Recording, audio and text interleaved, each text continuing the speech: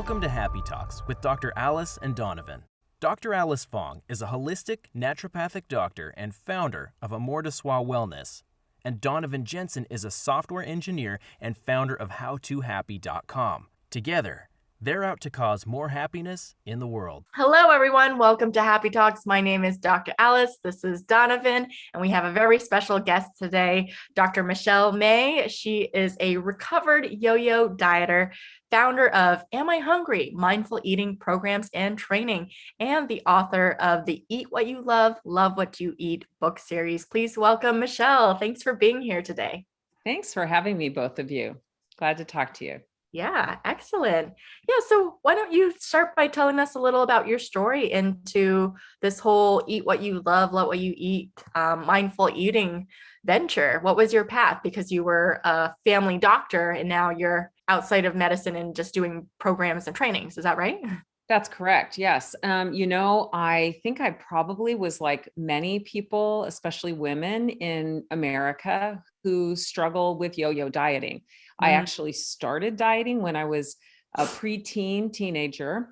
Wow. And, really dieted all the way through high school and college and medical school and right into my medical practice, where I discovered that I was not alone, that actually lots of people were doing this, right? Yeah. And I think that there's a few lessons in there for me anyway, is that if I could make it through medical school, you would think that I'd be able to stick to a diet. And the fact that it was so challenging really was a red flag for me, that maybe there was something about diets that really don't work for most people. And I met so many people who had a similar experience. When I finally had children, I began to really have this realization that my relationship with food was really different from theirs. Like, I know if you've ever taken care of a young child, they have this beautiful, natural relationship with food. They don't worry about it, but when they're hungry, they eat what they love and they get really tactile with their food and enjoy it. And then when they're done and they've had enough, they stop, even if there's food left, and then they go play. So different from myself. I was thinking about food and not eating food and when did I get to eat? And oh gosh, what did I eat? And this whole confusing relationship tied up with guilt and other emotions, I think really led me to the path that I'm on now, which is to help people heal their relationship with food so that they can really use the energy that they were wasting on all that to live the big, vibrant life they really crave. Yeah, I love it. Yeah, I think that was a really astute observation, just thinking about how kids eat, right, compared to how I eat generally, or how I see people who are trying to diet generally eat. And it seems like it's more about these kind of, control or like lockdown or like, here are the rules, as opposed to this much more authentic and real and just engaging experience with food. So I think that's really interesting. And I'd love to keep diving into that topic, learning some more on that end. Yeah, I'm really glad you picked up on that. I call that instinctive eating. Not that we all have this instinct anymore to eat in that way, but all of us were born with that instinctive ability to know when we're hungry, to know when we've had enough, and then to use the energy living and growing and playing and learning. And I think what's happened in our culture and many cultures around the world is that we have created a very different relationship with food, where it's about attempting to control our food and making foods good and bad, and therefore making ourselves good or bad, depending on what we ate or what we weigh. And I think that has created a real disconnect between our instinctive, natural ability to manage our eating. Yeah, I totally agree with that.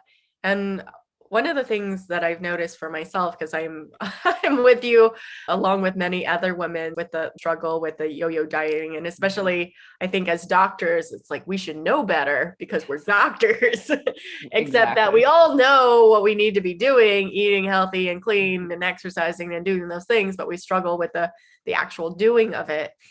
And I think mindful eating is totally necessary, but what about the people that don't really even know how to tap into that because their sugar cravings are just so strong and apparent, and they don't know like what to listen to within themselves. Like, what would you say about that? Yes, you hit the nail on the head. So, first of all, let me clarify that mindful eating, compared to when I first started using that term, and I didn't invent it. I mean, it's been around for centuries. They've been Yeah. using it in different mindfulness practices for a long, long time. But we've really discovered that it has these incredible applications in our modern food abundant, weight obsessed, diet obsessed culture. So when I use the term mindful eating, I'm looking at the entire decision-making process around food.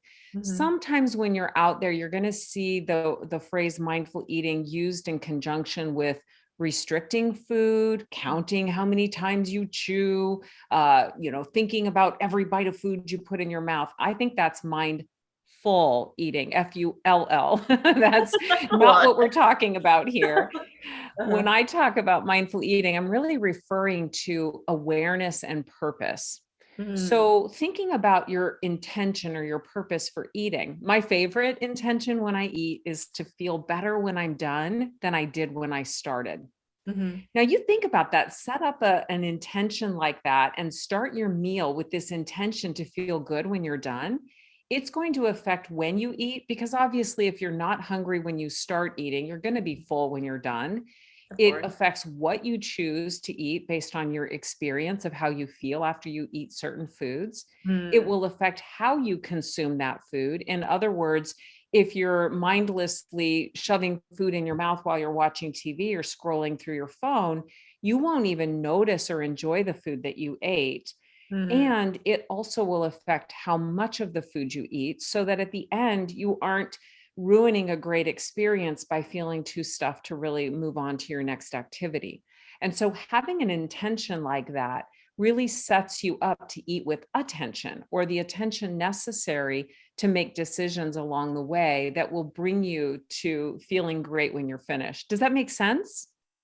No, absolutely. It makes sense. I like how you define this mindful eating, in that it's not like count every chew, every bite, and really focusing on how you feel. Because I think when we eat those not so healthy foods like the candy bar or the burger, it's good during the eating, but then afterwards you're like, I don't feel that great, or oh, now I feel guilty, or all those things that come after. So to think about like what would actually have me feel good Yeah. after I'm done eating is an Well, interesting. let's talk about guilt for just a minute. Yeah, Because for I sure. think this is one of the pieces of the puzzle that a lot of people are missing. And that is the understanding that our cultural paradigm around food being either good or bad, or good for you or bad for you, has set up this dichotomy, this either or thinking. And so for those of us who pay attention to these sorts of things, when we eat something that our society or the health culture has defined as bad, then we feel bad about ourselves. You use the word guilt. With mindfulness, all foods are permissible. All foods are allowed. There's no forbidden food. And in fact, I would say that if I eat a candy bar occasionally and I don't eat 4 of them, I feel perfectly fine afterward. I might actually feel great, So it's not inherent in the candy bar that I'm going to feel bad. Right. But what happens is the definition of eating the candy bar makes us feel guilty. And then because we feel guilty, we say, well, I've already blown it. I might as well have another one, or I might as well have potato chips too. Might as well do. And then all of a sudden, something that was just an ordinary decision to eat something becomes this self-judgment and ends up actually driving overeating. However, what I heard you say, though, is what I would call regret, that sometimes we make decisions and we go, I wish I hadn't done that. That didn't work out so well for me. When I feel guilty, I get stuck in beating myself up and reflecting on my past behavior and worrying about the future consequences. With regret, I go, I wish I hadn't done that. And the next time that situation comes up, I might make a different decision because of what I learned here. Now, regret opens the door for learning. And so I get better and better at making decisions for myself when I can pay attention to the effects of those decisions. Does that kind of connect with what you were saying about the candy bar, the burger, that kind of thing? Yeah, no, absolutely. Hmm. Yeah. What Yeah, are your I thoughts? think, yeah. I'm curious, Donovan. I mean, do you experience guilt with eating? Has that been part of your experience? Yeah, definitely. So the different pieces that you just laid out reflect different times in my life and different relationships with food that I have had as I've tried to kind of navigate some of these different parts, right? So there have been times where earlier, like at the earliest part of my journey, where I would feel guilt around eating something that I shouldn't, and then end up eating a whole bunch of other stuff that I shouldn't because it had already, I'd already broken the floodgates open. So why not make one candy bar 20 and then get really sick? And then there have been other parts in my experience where I didn't, I got past kind of, I broke through this thing I shouldn't do. And now I can just have as much as I want, but into something of like, I had this candy bar. I shouldn't have done it. I feel really bad about it. It's not enough for me to say like, I'm just going to keep doing it and just consume as much as I can. But I had a lot of guilt around it. And I would notice things like, even during the times that I had consciously chosen, okay, I'm going to have this treat, I'm mostly eating healthy, I would still feel that regret as I was eating it. So I wouldn't get the enjoyment out of it. And I would get, this extra cascading kind of guilt trailing off afterwards. So now I think I'm in a little bit better position and closer to mindfulness. Definitely not as perfect at it as I could be, but now I feel a little bit more on track with, okay, more often I eat things. If it's something that I know I don't want to eat a ton of, then I understand the balance and the position I'm in, right? I say, okay, I'm going to have this treat. I don't eat this for every meal all the time until I'm sick. I know I don't do that. I know I'm not going to do that. So again, there's still plenty of instances where I do end up with like, maybe just one more, maybe just one more, maybe just one more. Okay, I just ate a dozen cookies. I have a stomach ache. But the pieces that you described basically outline kind of the journey that I've been on and the different parts or the different relationships I've had and how I have continued to grow. So it really resonated with me a lot. You described absolutely perfectly what we call yo-yo dieting, right? Like I'm being good, I'm being bad. I'm being good, I'm being bad. I'm getting ready for my vacation, I'm on my vacation, right? Like that's the extremes that people experience. And what I realized for myself, having done that for many years also, is that a yo-yo really doesn't stop in the middle. You're either on your way on your next diet or you're coming off your last one. And so really what it required for me to develop that healthier relationship with food that you're describing is to throw that model out altogether.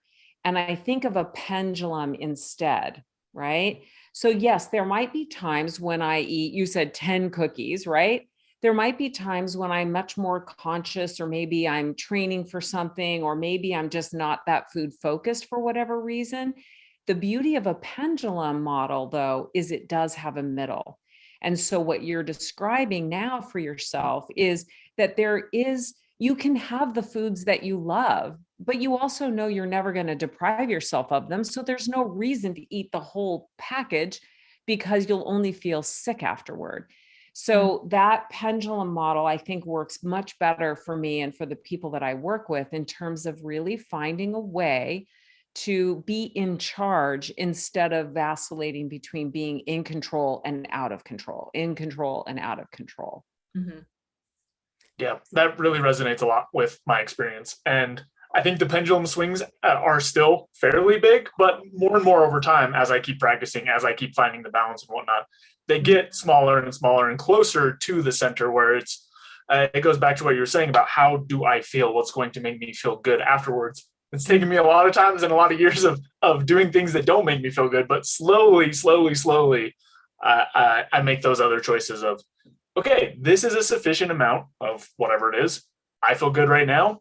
having more is not going to make me feel better. It's only going to take me further in the other direction. So I really like that metaphor, and I feel like it's useful to really kind of visualize the ebbs and flows of life, as opposed to, what we were talking about before, this restrictive model of like, here's this box, I need to fit into it. So I like that a lot. It resonates. Yeah. And the other thing I would add to that is, yes, the pendulum arc gets smaller with practice. I love that word practice that you used, and with learning and awareness. But the goal is never perfection. Like, you don't want your pendulum to stop. I mean, that's not fun. It's about having flexibility and the ability to make choices no matter what shows up. You don't need to know what's on the menu. You don't have to bring your own food. You don't have to weigh and measure and count anything, because you have flexibility, and you'll make adjustments depending on what's happening and your own mood and your own preferences at any given time. So it just kind of frees us up to live the life that we want, so we're not obsessing about every bite of food we eat. I love that. I think that's really important.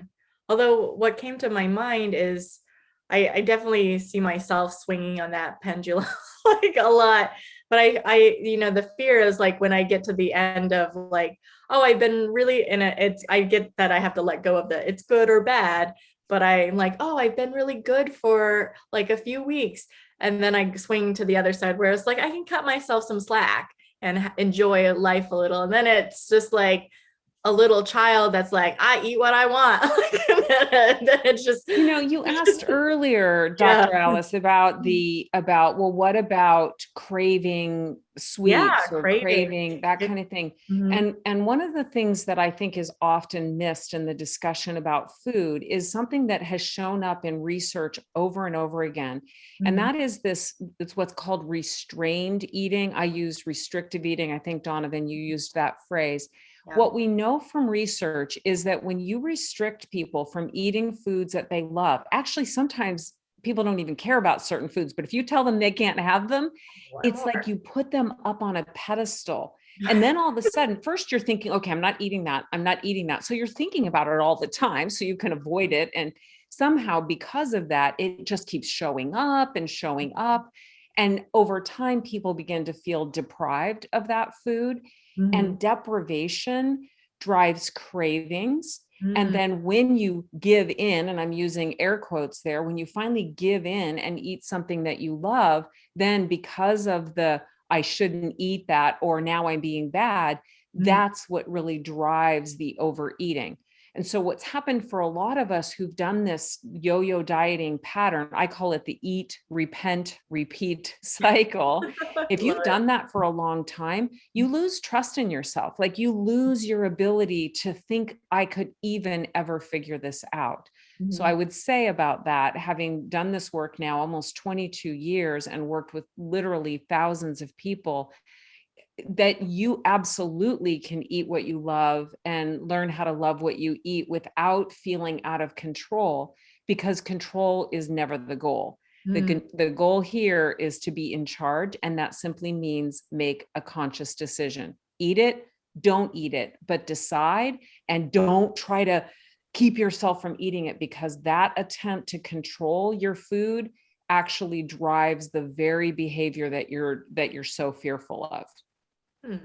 Yeah, I could see that really benefiting, because it's like, when I'm in the out of control with eating the things I know I shouldn't, because it feels like I'm this little kid that's like, I want to eat whatever I want. You can't tell me what to do. But if like the adult Alice was just being like, oh, you can have a little bit of that, that's okay, then I don't think I would just purge so much. Because it's like, I have that freedom to eat that food would give me a lot more peace of mind, I think. Absolutely. And I would even, if you're open to a little tiny bit of coaching, Sure. I would even adjust that to not say, the adult Alice would say, you can have a little bit of food. Do you hear the restrictive words? You can. A little bit. So already, before you even start, there's all of these limitations and boundaries, and that can create that sense of rebellion and restriction. So the adult Alice, I love that image. That's a beautiful image, can say, hey, you know what? You can eat what you love. You're a grown-up. You can learn from your own experience what works for you. So let's eat it with attention and notice how it tastes. Let's notice whether we even like it, whether the experience is good, and let's pay attention to our body and see how we feel.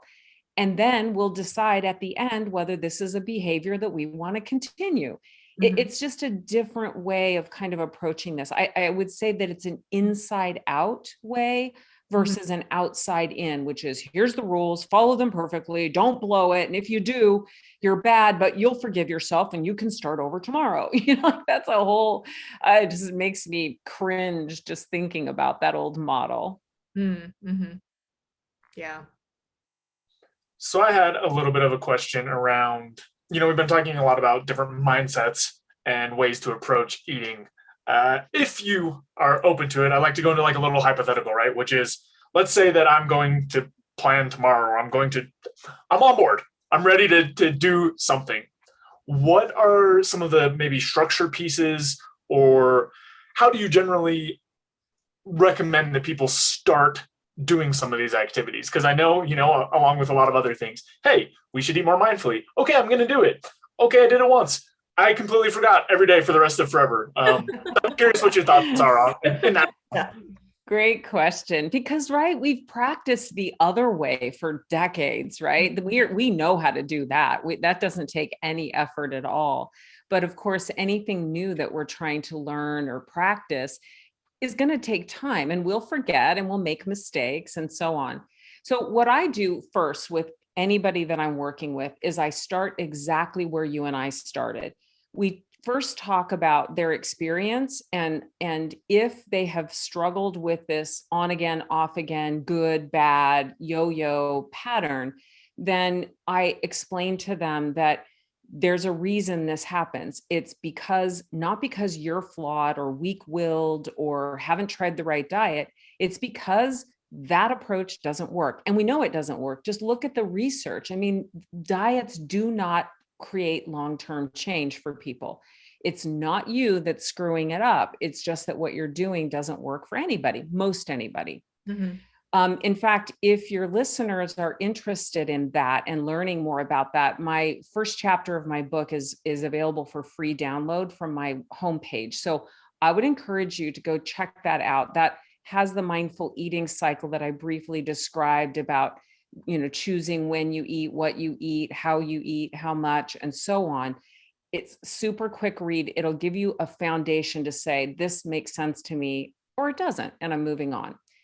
So that's where I start every time I'm working with somebody. But let's get to the practical episode. You and I've had this conversation. Now you're ready to try it tomorrow. Here's where I would start. Actually, I would say don't wait till tomorrow, right? Let's start right now. This is not a diet. We're not going to have a big, final feast, and then start again tomorrow. The next time you feel like eating, just pause and ask yourself, am I actually hungry? Because what that does is it opens the doorway inside, right? It takes you from, oh, that's a good food. Oh, I shouldn't eat that. That's bad. How many calories, how many carbs, how many points, whatever it is you're counting, to wait a minute. Do I even need this food right now? The analogy I like to use for this is, let's say you were on a road trip and you were driving down the freeway and you saw a gas station. Would you just pull off at the next exit and go to the gas station? You'd probably check your fuel gauge first, and then you'd decide whether you want to pull off at the gas station. So pausing to ask, am I hungry, is really about checking your own fuel gauge to then make a decision. Now, how do you know you're hungry? Well, it's physical symptoms. These are the symptoms, these instinctive symptoms that you were born with: a growling stomach, low blood sugar, feeling hangry, maybe difficulty concentrating, your stomach is rumbling, all kinds of physical symptoms. Not, ooh, that looks good, or I wonder when I'm going to get to eat again. Maybe I should eat now, that kind of thing. Those are thoughts. So we're looking for physical symptoms. Now, if you're not hungry, you can still eat. if you make up a rule in your head that says, oh, I can only eat when I'm hungry, then you've just created a diet out of mindful eating. And we know how that's going to turn out, right? Mhm. So it's not about controlling yourself, but it's about making a decision after you've gathered the information. Let me pause there. Does that sort of connect with an easy first step? I think so. I think it makes sense in terms of you basically need to take account of what's going on in your internal world. Whereas I would guess, I know it's true for me, and I would guess it's true for a lot of other people, that first step doesn't happen very much. There are many, many, many times that it's like, that looks good. I'm going to eat it right now. Yeah, I feel sick. I probably could have figured that out had I thought about it for 1 second. So yeah, I think that's a very nice, clear first step. Mhm. Yeah, I'm curious about the second step, because when I think of when I'm hungry, and if I'm in the grocery store when I'm really hungry, that's a bad situation, and I don't always get the thing that's nourishing for me. So I'm curious, what's the next step? So in case Well, it I'm in a depends on what grocery the store. answer is, right? Like, so if the answer is yes, then the next step is to decide what to eat. So we'll go there in a minute, but I want to Okay. address what if the answer is no. Now, we're going to condense Okay. something that I teach in an entire book or an entire workshop or an entire weekend retreat into this conversation, but I do want you to kind of have this picture to Mhm. understand that yes, there is a process that you can relearn how to interpret your body's signals. So Mhm. so you feel like eating, you ask, am I hungry? You look for physical symptoms. There are none. You notice what you're thinking about. Maybe it is, oh, I should eat now because I might not get a chance later, or, ooh, that looks good. Or maybe you notice that you're feeling stressed or bored, or you mentioned, wanting a reward, that kind of thing. Mhm. So if you're not hungry, what else could be causing this desire to eat? Is it simply situational, the sight of food or other people eating or the time of day? Or is it emotional? Some emotional trigger that you're experiencing, and that ranges all the way from joy to, sadness, right? It's everything in between.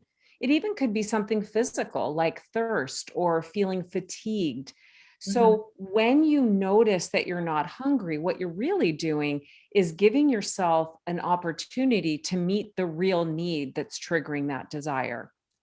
Mm. So if you don't ask, am I hungry, and you eat, and you don't happen to notice that what you really needed was a break from the screen that you've been sitting in front of for 4 hours straight without moving, other than to eat in front of that very screen 2 hours ago, right?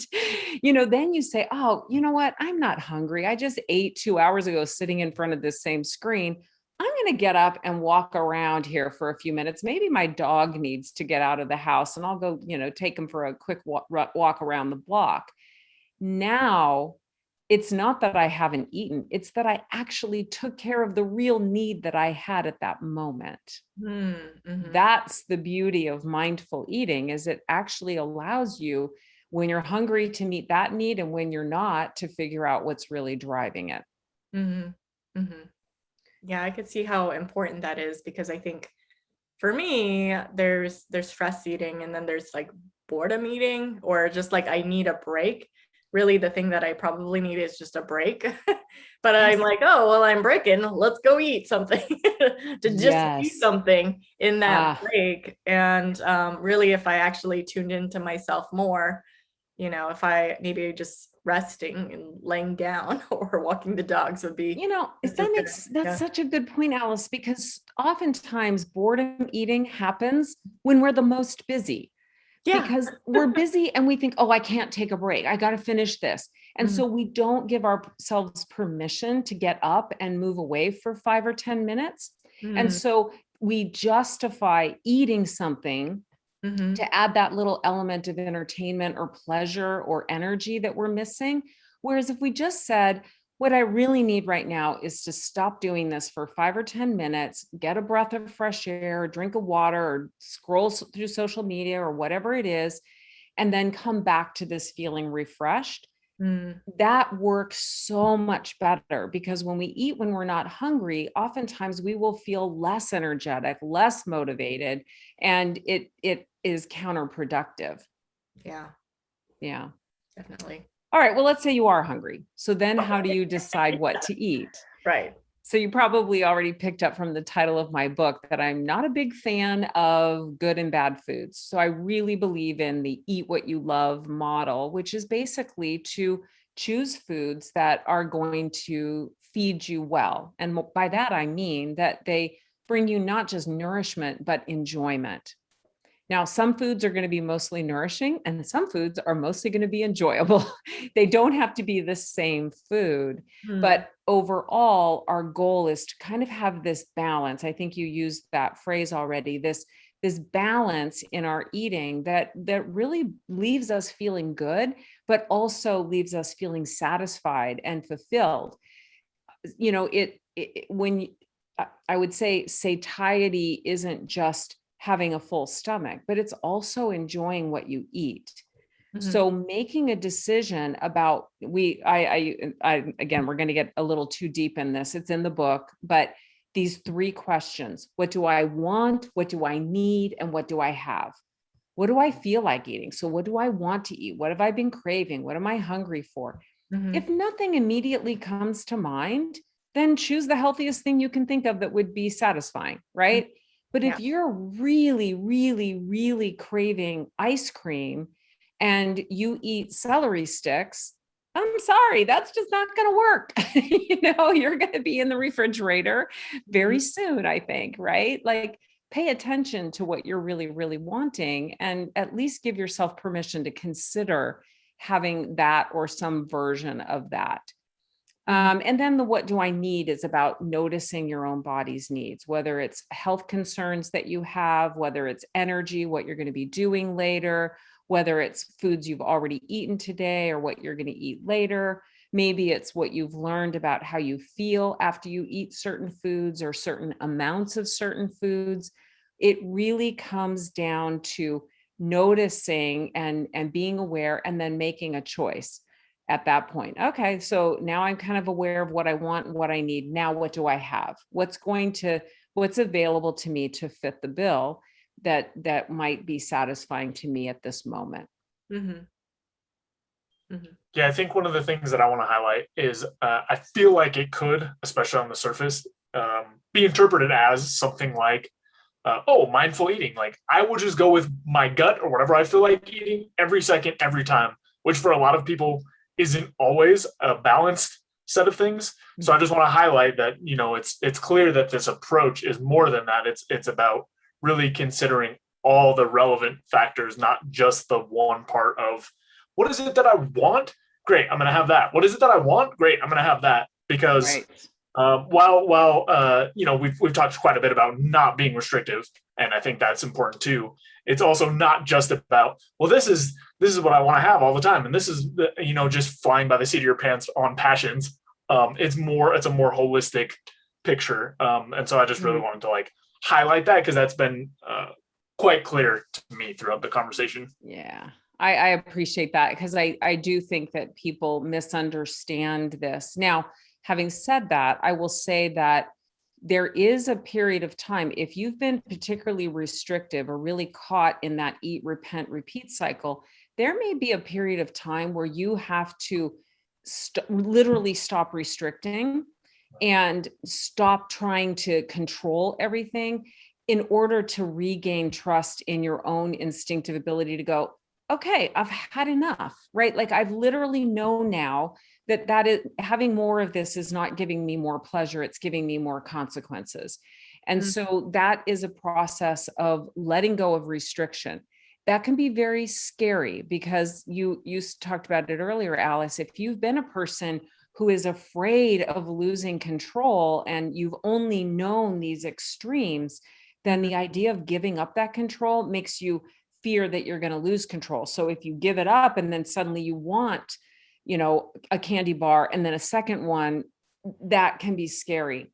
The truth is, if you have the second one, you will probably notice that it didn't taste nearly as good as the first one. And that at some point it just stops tasting great and it starts feeling bad. And that's what we're paying attention to with mindful eating. Once you get through that phase of really letting go of restriction, people naturally start becoming curious about how to feed themselves in a way that really takes better care of themselves, about how they want to feel and how they want their health to be. And if they have a health condition, I have a book about Eat What You Love, Love What You Eat with diabetes. If you have a health condition, then you're going to need to pay attention to how the choices you make affect your blood sugar. And not with shame and guilt and restriction, but with literal curiosity and learning. Yeah, I love that. That sounds like a very different approach compared to what most people are used to in this restrictive fashion that that's all a lot of people know. Yeah, we're so used to it that it almost feels normal. When I say these things, it may just sound like, wait a minute, how could that possibly work? Or you don't know me, I won't be able to stop. But in truth, I know a lot of people like you, and I was like you, and I totally get it. I understand and trust the process. It is incredible. People who come to me and they're like, well, you don't get it. I'm addicted to sugar. I'm addicted to carbs, or I'm addicted to chocolate. And by the end of the process, they're like, yeah, no, I have chocolate in my house all the time. I never was addicted. Now I realize that I just felt addicted because of all the power that I had given food by making it bad. Wow. Powerful stuff. That resonates with my experience too. When I've had unhealthy relationships with certain types of food, it has been in the context of either it being very restrictive and me feeling like, yes, I can finally have as much of whatever it is that I want, or an approach that is not what's being said here, which is mindlessly eating things, right? Like that's, I think, maybe what comes on the opposite end of letting go of those restrictions is just, oh, now then I'm going to mindlessly eat everything, which historically for probably a lot of people is what has happened, right? Like they've either been restrictive or they've been mindlessly eating. But I know personally, like I did it a little bit different, but there were several foods or things that I was consuming more of than I wanted to, that I went cold turkey for a long time to reintroduce them and see how they impacted my life. A little bit different path than what we're talking about here.